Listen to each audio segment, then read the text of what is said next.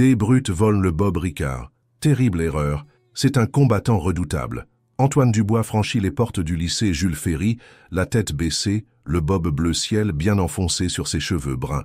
À 17 ans, il était de taille moyenne mais mince, avec des mains calleuses qui témoignaient d'années de dur labeur. Son attitude discrète et sa préférence pour la solitude le rendaient presque invisible à la plupart des élèves. Cela lui convenait parfaitement. Les couloirs bourdonnaient du chaos matinal typique des adolescents se précipitant vers leur casier et leurs cours de première heure. Antoine se fraya un chemin à travers la foule avec précaution, évitant tout contact visuel. Son Bob Ricard bleu ciel attirait parfois des regards et des commentaires murmurés, mais il le portait fièrement malgré l'atmosphère hostile du lycée Jules Ferry, un établissement où une telle expression identitaire était loin d'être populaire. Encore une journée à passer, pensa Antoine, ajustant la bretelle de son sac à dos. Fais profil bas, évite les ennuis. Cette philosophie lui avait bien servi au cours des 2 dernières années à Jules Ferry. En tant que fils d'une mère célibataire qui enchaînait les doubles vacations au bistrot du coin, Antoine comprenait la valeur d'éviter les conflits inutiles. Ce que ses camarades de classe ignoraient, c'est que ses mains calleuses provenaient d'années d'entraînement au dojo de son oncle, où il avait obtenu sa ceinture noire en arts martiaux mixtes à 15. Son oncle Jean-Pierre avait été clair sur la responsabilité qui accompagnait ses compétences. Tes poings sont des armes maintenant, mon neveu. Tu ne les utilises que lorsqu'il n'y a pas d'autre choix. Tu te protèges et tu protèges les autres, mais tu ne deviens jamais l'agresseur. Antoine avait pris ces mots à cœur, même lorsqu'il t'est provoqué. Les premiers signes de problème apparurent pendant la 2e heure, lorsqu'il remarqua que Kevin Lemaire et sa bande chuchotaient et pointaient dans sa direction. Kevin était l'alpha stéréotypé du lycée Jules Ferry, 1,90 m, des épaules larges grâce à son poste dans l'équipe de rugby et un rictus qui suggérait qu'il était le maître des lieux. Ses lieutenants, Maxime Garnier et Théo Moreau, le flanquaient comme de fidèles chiens d'attaque. Les yeux de Kevin se fixèrent sur le bob d'Antoine avec un dégoût non dissimulé. « Regardez ce qu'on a là, les gars », dit-il assez fort pour que la moitié de la classe l'entende.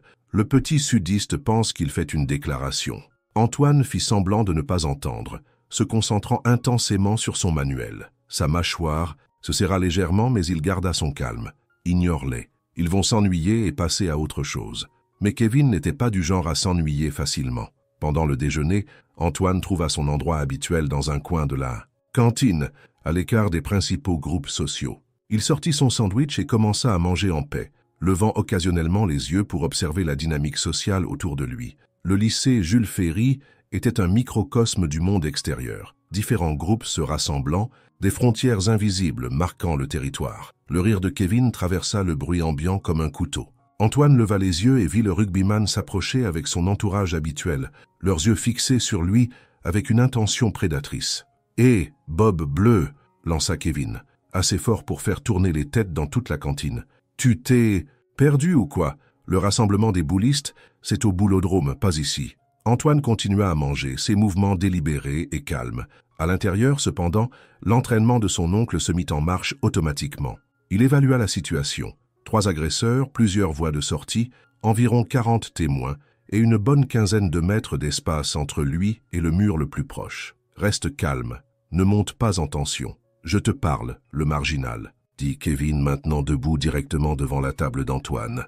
La cantine était devenue sensiblement plus silencieuse, les élèves sentant un drame imminent.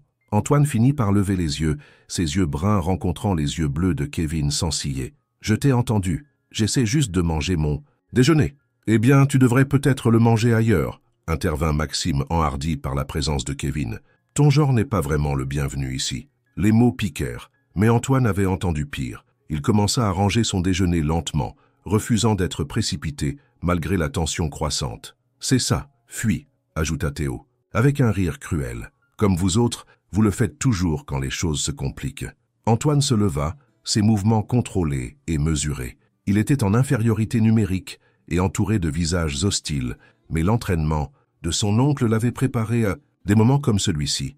La clé était la désescalade, pas la confrontation. « Il n'y a pas de problème ici, » dit Antoine calmement, passant son sac à dos sur son épaule. « Je vais finir de manger ailleurs. » Kevin se rapprocha, envahissant l'espace personnel d'Antoine. « Je ne pense pas que tu comprennes, Bob Bleu. Le problème n'est pas l'endroit où tu manges. Le problème est ce que tu portes. » Pendant un instant, Antoine envisagea d'enlever le bob pour éviter le conflit. Ce serait la solution de facilité, le chemin de la moindre résistance.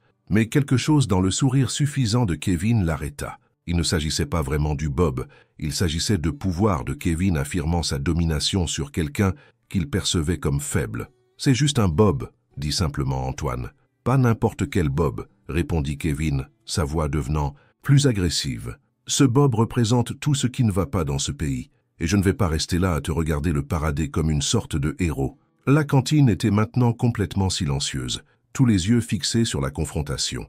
Antoine pouvait voir Madame Michaud, la surveillante de cantine, commencer à se déplacer dans leur direction, mais elle était encore trop loin pour intervenir efficacement. Antoine recula d'un pas, créant de l'espace. « Je n'essaie pas de causer des problèmes, Kevin. Je veux juste finir mon déjeuner et aller en cours. Trop tard pour ça, » dit Kevin avec un sourire malicieux.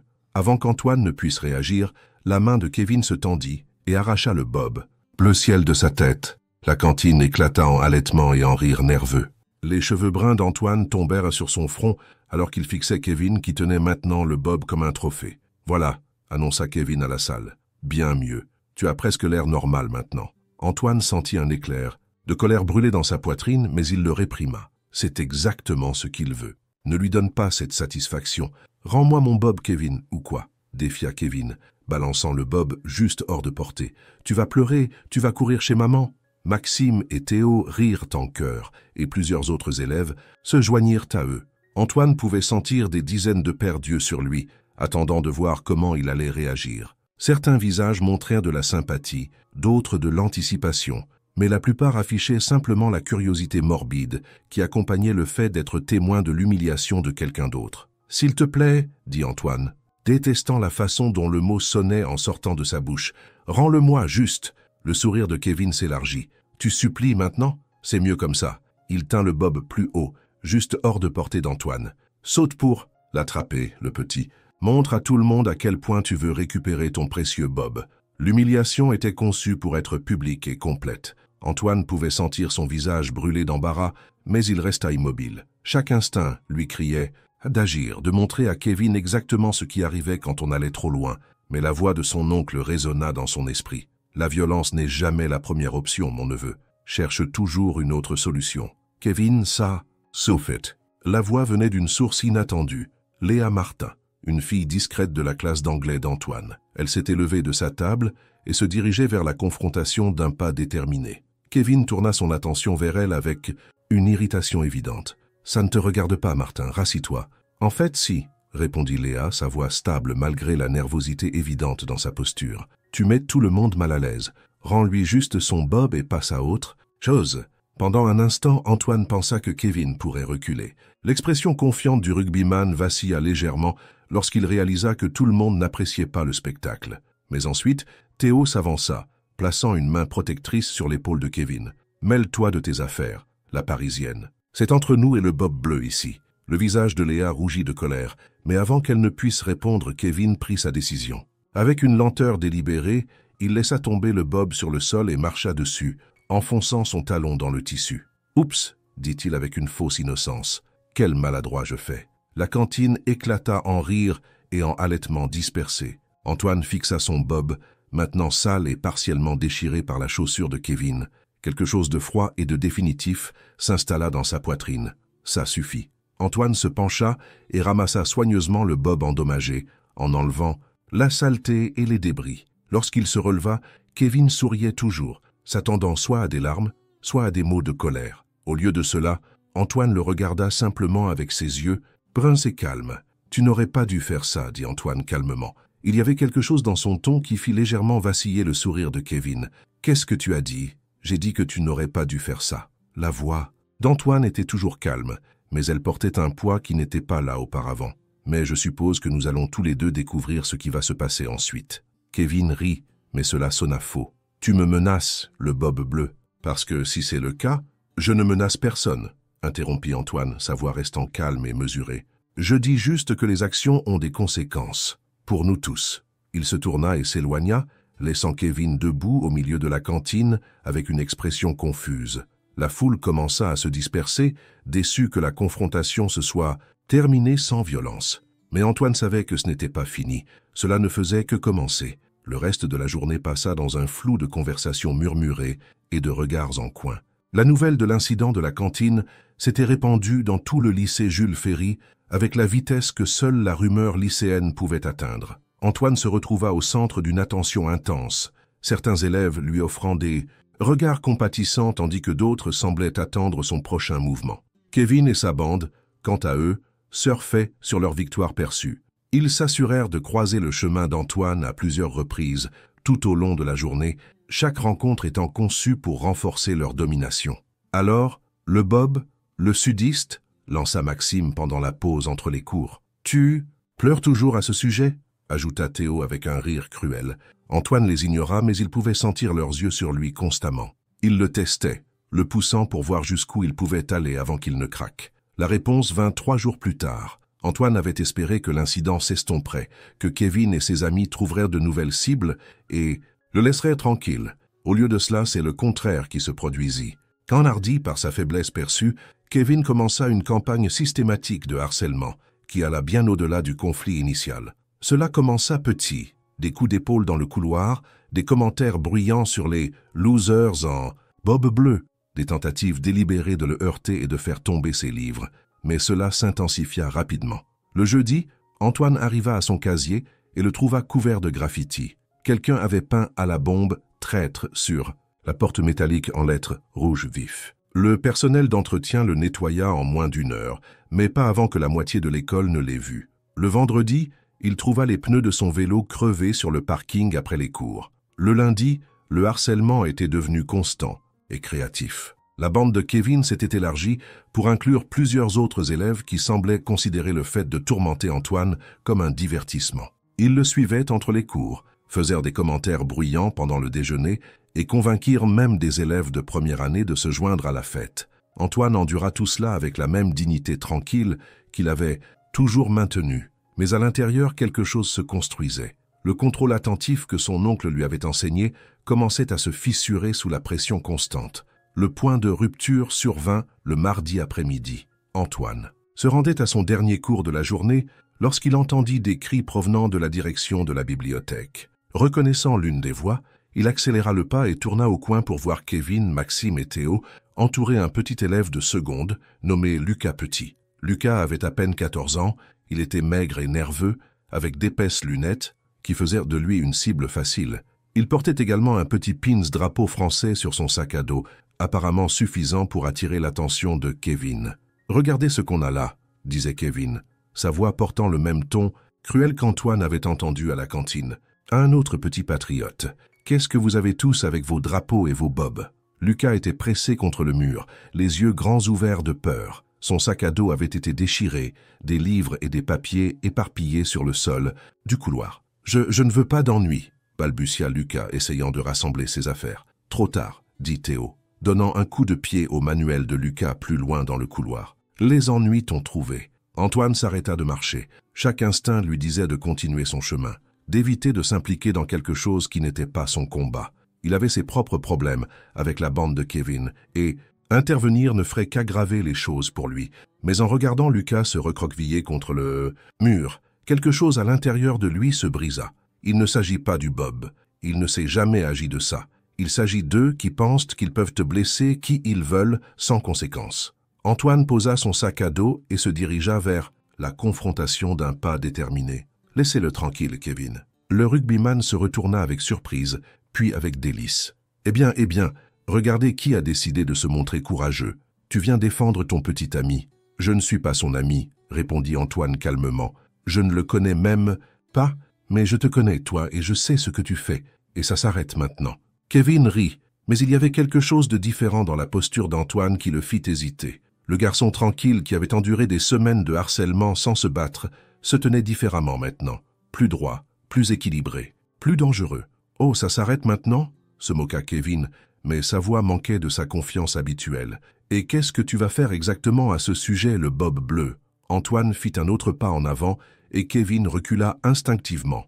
Le couloir était devenu silencieux, les élèves sentant que quelque chose d'important allait se produire. « Je vais vous donner une chance de vous en aller, » dit Antoine, sa voix toujours calme, mais portant un sous-ton d'acier. « Vous tous, partez. » Maintenant, et nous pourrons faire comme si cela ne s'était jamais produit.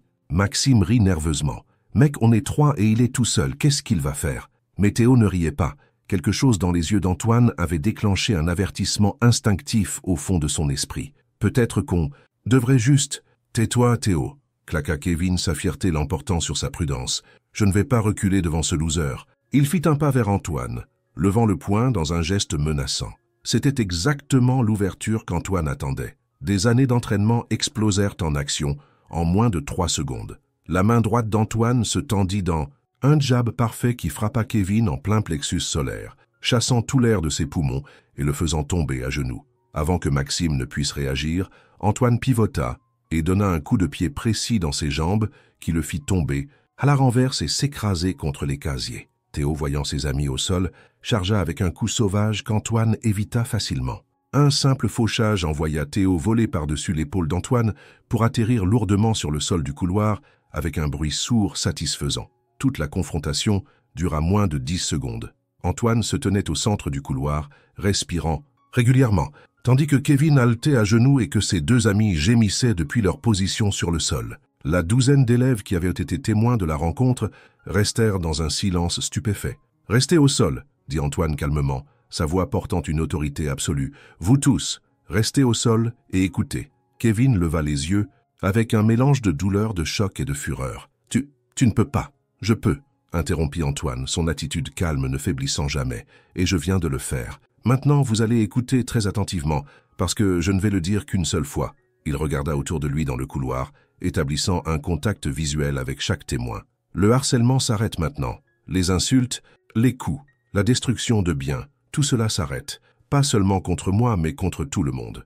Kevin se releva difficilement, le visage rouge d'embarras et de rage. « Tu crois que c'est fini? Tu crois que... » La main d'Antoine se tendit à nouveau, cette fois attrapant la chemise de Kevin et le tirant près de lui. Le rugbyman, qui avait semblé si imposant quelques minutes auparavant, sembla soudain petit et effrayé. « C'est fini. »« Quand je dis que c'est fini, » dit Antoine, sa voix à peine plus forte qu'un murmure, mais d'une certaine manière plus terrifiante que n'importe quel cri. « Tu veux savoir ce qui se passe si tu n'écoutes pas? Tu veux voir ce que je peux faire? » D'autres?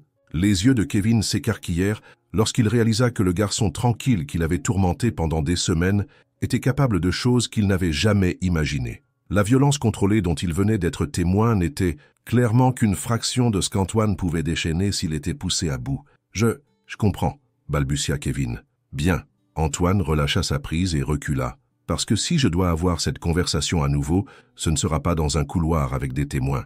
Ce sera quelque part en privé où je pourrai vraiment m'expliquer. On se comprend ?» Kevin hocha la tête rapidement, toute sa bravade antérieure complètement disparue. Antoine se tourna vers Maxime et Théo, qui étaient toujours en train de se relever du bais. « Sol, on se comprend tous ?»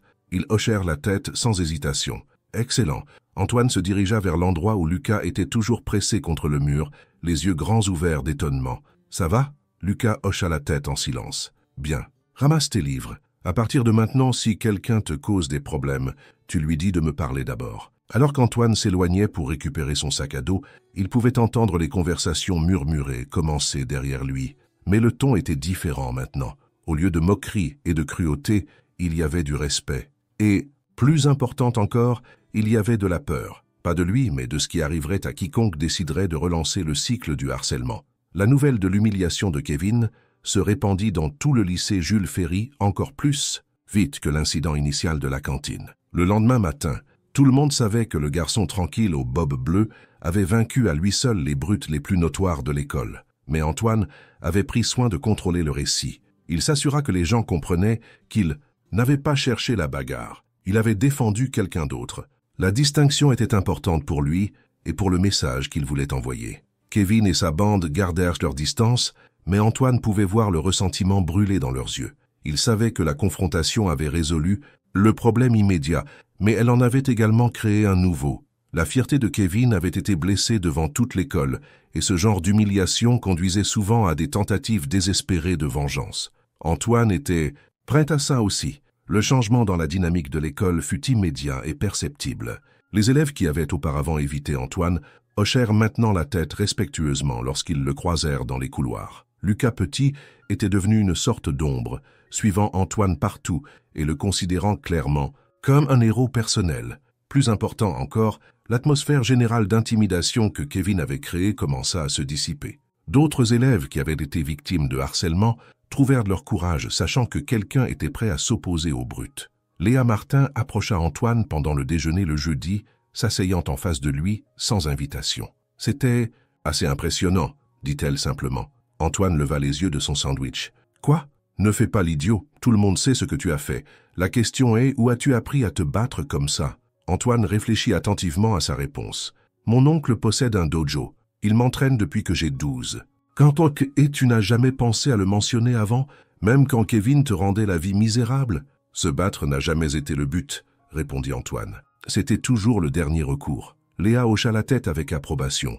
Intelligent. Mais que se passe-t-il maintenant? Kevin n'est pas du genre à laisser tomber. Je sais. Antoine croisa son regard. Je suis prêt à tout ce qui va arriver. Ce qui arriva ensuite arriva plus tôt que prévu. Antoine se rendait à sa voiture après les cours lorsqu'il remarqua que le pick-up de Kevin bloquait la sortie du parking des élèves. Kevin se tenait à côté avec 6 autres élèves, clairement pas des membres de sa bande habituelle, mais des garçons plus grands et plus âgés qu'Antoine ne reconnaissait pas. Il a amené des renforts. Antoine s'approcha calmement, ses clés dans une main et son téléphone dans l'autre.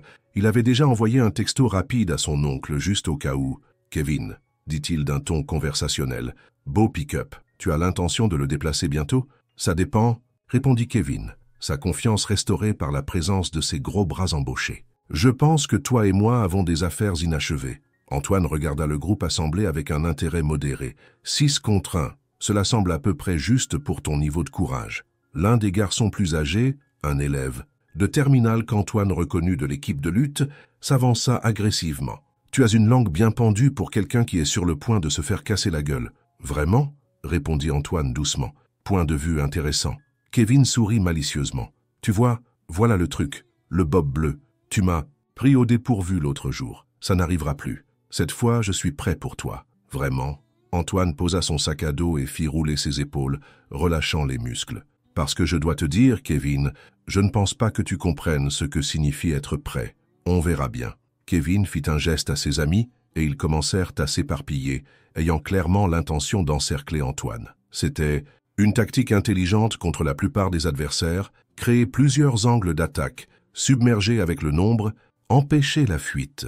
Malheureusement pour eux, Antoine n'était pas la plupart des adversaires. Alors que le premier lutteur se jetait en avant, Antoine entra dans l'attaque plutôt que de s'en éloigner, utilisant l'élan du garçon plus grand contre lui. Un coup de coude rapide dans les côtes suivi d'un coup de genou dans le plexus solaire fit tomber le lutteur avant qu'il ne sache ce qui s'était passé. Le deuxième attaquant vint de la gauche, lançant un coup de poing sauvage qu'Antoine esquiva facilement. Un uppercut rapide à la mâchoire l'envoya s'étaler sur le capot d'une voiture voisine.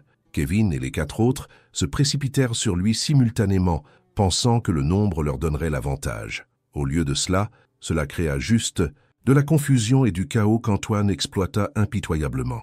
Son oncle l'avait bien entraîné dans des scénarios à plusieurs adversaires. La clé était le mouvement constant, ne jamais leur permettre de coordonner leurs attaques et utiliser leur nombre contre eux en les positionnant de manière à ce qu'ils se gênent mutuellement. Un coup de pied tournoyant frappa un garçon dans la poitrine, le faisant trébucher en arrière sur Kevin. Une combinaison rapide de coups de poing fit tomber un autre à genoux. Un fauchage parfaitement exécuté envoya le 5e attaquant s'écraser contre le côté du pick-up de Kevin, avec une force suffisante pour bosseler le métal. En moins de 30 secondes, c'était fini. Antoine se tenait au centre du parking, respirant à peine fort, tandis que 6 adolescents gémissaient et luttaient pour se remettre sur leurs pieds autour de lui. Kevin était sur le dos, regardant le ciel avec l'expression hébétée de quelqu'un dont la vision du monde venait d'être complètement brisée. « Quelqu'un d'autre veut discuter de nos affaires inachevées ?» demanda Antoine d'un ton conversationnel. Personne ne répondit. « Bien. » Antoine ramassa son sac à dos et se dirigea vers sa voiture. « Kevin, tu devrais peut-être faire réparer cette bosse sur ton pick-up, ça ne fait pas très bien. » Alors qu'il s'éloignait en voiture, Antoine pouvait voir le groupe vaincu dans son rétroviseur, essayant toujours de comprendre ce qui venait de se passer. L'incident du parking devint légendaire au lycée Jules Ferry. En quelques heures, tout le monde savait qu'Antoine avait vaincu à lui seul 6 attaquants, dont des membres de l'équipe de lutte. L'histoire grandit en étant racontée, certaines versions affirmant qu'il avait combattu 10 ou même 12 adversaires. Antoine ne prit pas la peine de corriger les exagérations. Il comprenait que parfois la réputation était plus puissante que la réalité, et une légende plus grande que nature empêcherait de futurs défis mieux que la vérité. Kevin disparut de l'école pour le reste de la semaine, prétendant être malade. Quand il revint le lundi suivant, c'était une personne changée. La fanfaronnade arrogante avait disparu, remplacée par une conscience nerveuse de son environnement. Il évita tout contact visuel avec Antoine et fit tout son possible pour rester du côté opposé de toute pièce qu'il partageait. Maxime et Théo avaient également subi des transformations. Ils ne voyageaient plus en groupe et avaient complètement cessé leur harcèlement occasionnel envers les autres élèves. La hiérarchie sociale de l'école avait été complètement réorganisée en l'espace d'une seule semaine. Le proviseur Leclerc convoqua Antoine dans son bureau le mardi matin. « Monsieur Dubois », dit le proviseur, faisant un geste à Antoine pour qu'il prenne place. « Je pense que nous devons avoir une conversation. » Antoine s'assit calmement. « À propos de quoi, monsieur ? À propos des rumeurs qui circulent. À propos de certains incidents sur le parking et dans les couloirs. Je ne suis pas sûr de ce que vous voulez dire. » Le proviseur Leclerc soupira. « Antoine, je fais ça depuis 25 ans. Je sais quand quelque chose d'important s'est produit dans mon école, même si je n'ai pas tous les détails. » Antoine attendit patiemment. « Le truc c'est, continua le proviseur, j'ai aussi remarqué que le nombre d'incidents de harcèlement signalés à mon bureau est tombé à 0 au cours de la semaine dernière. Les élèves qui avaient auparavant peur de marcher seuls dans les couloirs sont maintenant confiants et détendus. L'atmosphère générale de l'école s'est considérablement améliorée. C'est bon à entendre, monsieur. » « Oui, ça l'est. » Le proviseur Leclerc se pencha ses arrière sur sa chaise. « Alors je vais vous demander directement, Antoine. Avez-vous eu quelque chose à voir avec ce changement positif ?» Antoine réfléchit à sa réponse. « Je crois qu'il faut défendre les personnes qui ne peuvent pas se défendre elles-mêmes, monsieur. Si cela a contribué à un meilleur environnement, pour tout le monde, alors j'en suis heureux. » Le proviseur Leclerc hocha la tête lentement. « Je vois, et comment avez-vous appris à défendre les gens si efficacement ? » « Mon oncle possède une école d'arts martiaux, monsieur. Il m'a appris qu'un grand pouvoir implique de grandes responsabilités. Sage homme, votre oncle. » Le proviseur resta silencieux pendant un moment. « Antoine, je veux que vous compreniez quelque chose. Je ne peux pas officiellement cautionner la violence comme solution au problème, mais je peux apprécier les résultats. La question est, que se passe-t-il maintenant ? » « Maintenant, les gens peuvent aller à l'école sans avoir peur, » répondit simplement Antoine. « C'est tout ce que j'ai jamais voulu. » « Et si quelqu'un de nouveau décide de tester votre réputation ?» Antoine croisa le regard du proviseur avec la même intensité calme qu'il avait montrée à Kevin. « Alors il apprendra la même leçon que tout le monde a apprise, monsieur. Certaines batailles valent la peine d'être menées. » Le proviseur Leclerc sourit légèrement. « Je pensais que vous diriez ça.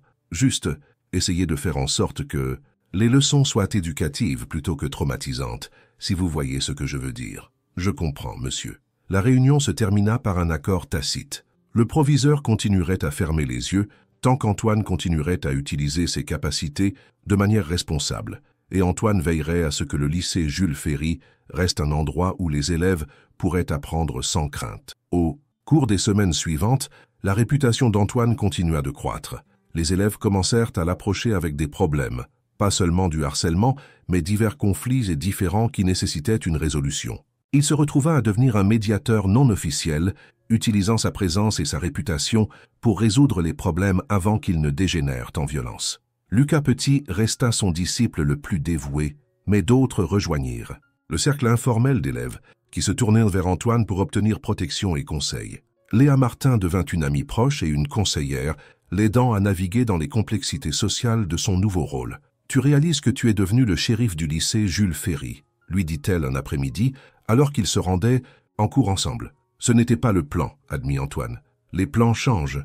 La question est, est-ce que ça te va ?» Antoine réfléchit sérieusement à la question. Il y a un mois, il n'était qu'un autre élève invisible, essayant de